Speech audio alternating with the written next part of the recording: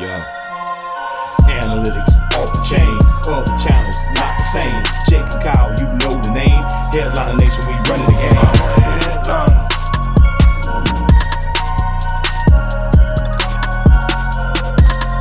I'm a headliner.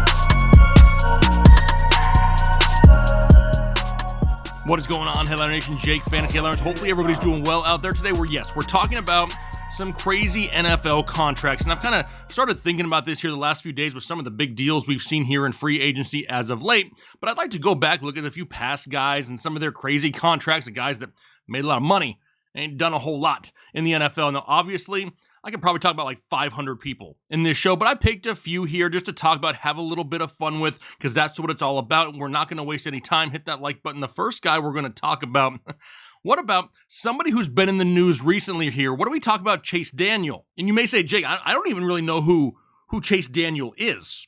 Not a lot of people do, and that's because the dude's been a backup quarterback pretty much his entire NFL career. Over his 12 years that he's played in the NFL, he's only started a total of 5 games. He's only thrown, listen to this, 8 career touchdowns to 7 career interceptions, but yet has made $39.8 million here in his career. That's like $8 million per start, $5 million per touchdown. I mean, this dude right here, he is dominating the backup quarterback spot in the NFL. Now, I'm not trying to throw any shade at any of these guys, really. I mean, to each their own, right? I don't think any of us are going to turn down a fat bag like that.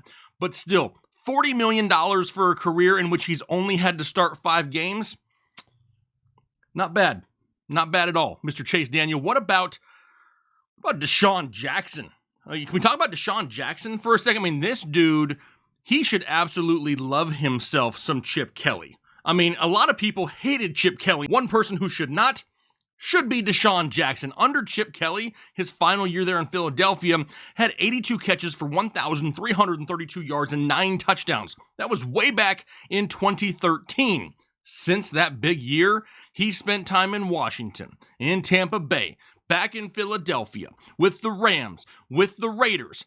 But only 2 of those seasons out of the 8, he's had at least 1,000 yards receiving. He's never played a full season since that year in Philadelphia. And over the last 5 years combined, 134 catches for 2,291 yards and 12 touchdowns. That is a yearly average. Now think about it.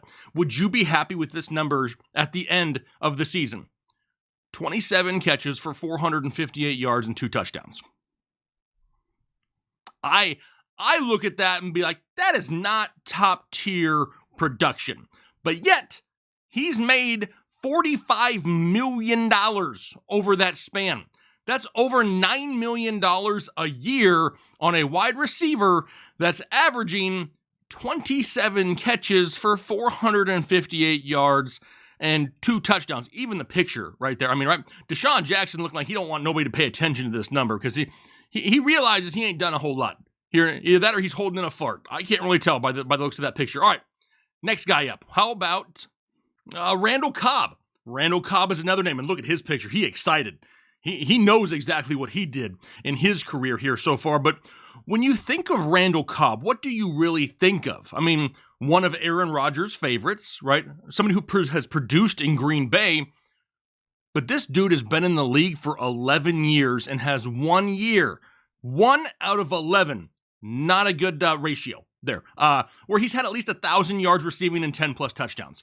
He had a huge 2014, which just so happened to be his contract year, but he's been raking it in. I mean, he's been Scrooge McDucking this money here ever since then. From 2015 on, he's never played a full season. He's never even reached 80 receptions in a season. He's never had more than 829 yards in a season, and has never had more than 6 touchdowns in a year. Yet, has made over $63 million in that time span. That's over $12 million a year to average 52 catches for 588 yards and 4 touchdowns.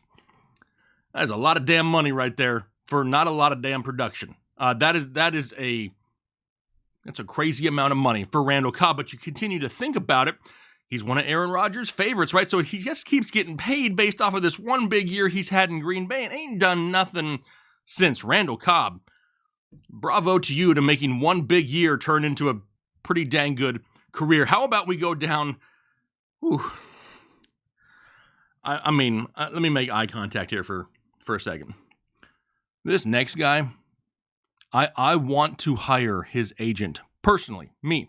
I would love for this guy to be the CFO of the Fantasy Headliners. I would feel good when I go to bed at night if the agent of one Kirk Cousins was the CFO here of the Fantasy Headliners. And he's got to be the best agent in the world. Cousins, he's a solid quarterback, right? I mean, he's not a bad quarterback, not at all. He's not elite, but he doesn't suck overall. But when you look at the numbers, overall, he's a 500 quarterback. He's got 59 wins, 59 losses, and 2 damn ties. He's got 4 seasons over a 10-year career that were actually winning seasons. Yet this guy has made over $161 million for his career. And he's still owed on his contract another $70 million over the next 2 years. As of right now, sit down for a second. As of right this second, Kirk Cousins is 17th all-time in the NFL in career earnings. After these next 2 seasons, though, in which his career total is going to balloon up to $231 million, he's going to end up being one of the top 10 highest paid players of all time in the NFL. Kirk Cousins. I mean, he's giving the thumbs up. He's totally pumped about that right there. How about we go to, here's one, a name that you probably haven't heard in a while. How about Reggie Bush? Do you realize that Reggie Bush, and a lot of people talk about Reggie for other reasons, should he have the Heisman? Did they cheat in college? Yada, yada, yada, all that stuff. We're not talking about that. We're talking about money right now. And this guy is 4th all time in the NFL in career earnings among the running back position. I had to refresh the screen a lot. But yeah, every time I refresh it, he was still 4th all time. Crazy. Don't get me wrong. He had a couple good years in there, right? But he was only active for 11 years in his career. And the last 2 of them, he only had a total of 31 touches because he couldn't get on the field because he was hurt. There was only 2 years in his career in which he played the full season, and he ended up missing 42 games in his 11-year career. That doesn't even include the games that he left early with injuries. This dude absolutely catapulted a high-profile college career and a great rookie season there in New Orleans and made absolute bank for it, making $63.1 million for his career. Like I said, the 4th highest paid running back all time in the NFL. Crazy. Now, I do want to make sure we talk about this too. And I tried to, when I'm looking at these guys and comparing some of them, I tried to keep them in the same era. Obviously, we know guys that played 20, 30 years ago weren't making the money that they're making now. So I'd like to do a few comparisons. Did you realize, let's just take Reggie Bush, for example, since we're still talking about Reggie as of right now. So this guy played the 11 years we talked about, right? So let's compare him to Marshawn Lynch, somebody who played 12 years, 1 year longer, same era. Reggie Bush made more money than Marshawn Lynch. I don't know. Me, personally, throughout that era, I would have rather had beast mode on my team. Marshawn Lynch coming at $56.7 million. So what's that? $8 million or so, $7 million less than Reggie Bush for the career and played an extra season. That is totally crazy. How about we go down to, this one's fun. What about Eli Manning and Peyton Manning? Do y'all realize how much money Eli Manning made for his career? Eli Manning. We used to joke on here that he would munch on Crayolas on the sideline just due to some of the faces he'd look lost sometimes. That dude made $252 million. His brother, one of the greatest of all time. A lot of people compare, great quarterbacks to Peyton Manning and being a field general and one of the greatest at the line of scrimmage. He made $4 million less than his brother Eli. And you got to believe that they kind of hold that, over each other's head just a little bit. That was crazy to see. Here's another crazy one. What about Matt Ryan, Matty Ice, and Aaron Rodgers? So as of right now, Matt Ryan has played 3 less years than Aaron Rodgers, yet has made $4 million more than him so far through their career. Now, asterisk, we know Aaron Rodgers just signed a ginormous contract and is going to end up catapulting Matt Ryan here in the near future. But as of right now, as of today, to think that Matt Ryan has made less money than Aaron Rodgers, there's a reason why Aaron Rodgers is a little bit grumpy. I think even Matt Ryan looks surprised in this photo, right? I mean, he does not look like he's like, am I supposed to be above Aaron Rodgers? Because that's absolutely crazy. How about a running back? How about David Johnson and Derrick Henry? Both came in the league, about a year apart, but David Johnson has made $8 million more than Derrick Henry. I don't know about you, but I'll take Derrick Henry any day of the week. This one, pretty surprising as well. We all kind of got used to saying the name Cordarrelle Patterson just last season. Before that, though, the guy was all over the place. Do you realize that Cordarrelle Patterson has made more money in his career than Devonta Freeman? Now, some of you look at Devonta Freeman, recency bias, and like, yeah, Cordarrelle Patterson is better, but don't forget, Cordarrelle Patterson really hasn't done much of anything in this league consistently until last year. Devonta Freeman was a former #1 running back in fantasy football, produced multiple years there for the Falcons, was a pass-catching back as well. It's just crazy to see that Cordarrelle Patterson has made more than Devonta Freeman. Here's another crazy one. Dear God, Sammy Watkins and Davante Adams. Maybe there's a reason why Davante Adams said, piss on Green Bay, I'm going to get paid. Sammy Watkins has made $6 million more in his NFL career than Davante Adams. Davante looking like he hunting for somebody right now. Like he looking for somebody because he is pissed. Sammy like, oh, my bad. Because Sammy probably did just fart on the bench. That's probably what that look is. But still, $6 million more in his career. Sammy Watkins has been Sammy Watkins. I mean, nobody is overly impressed with Sammy Watkins. Crazy that Davante Adams has made less. And then here, lastly, what about the tight end position? Do you even know who Nick Boyle is? Have you heard of Nick Boyle? Probably not. He's kind of been buried in Baltimore for a long time, had some injuries.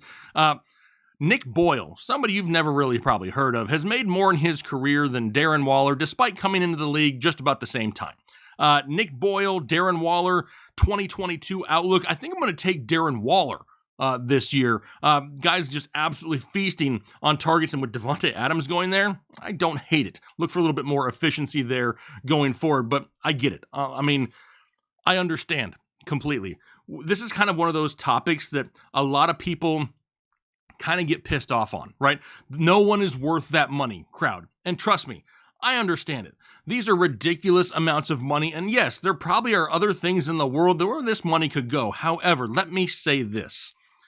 For the most part, the majority of these athletes bring us joy, bring us fun. They unite us together in a common sport.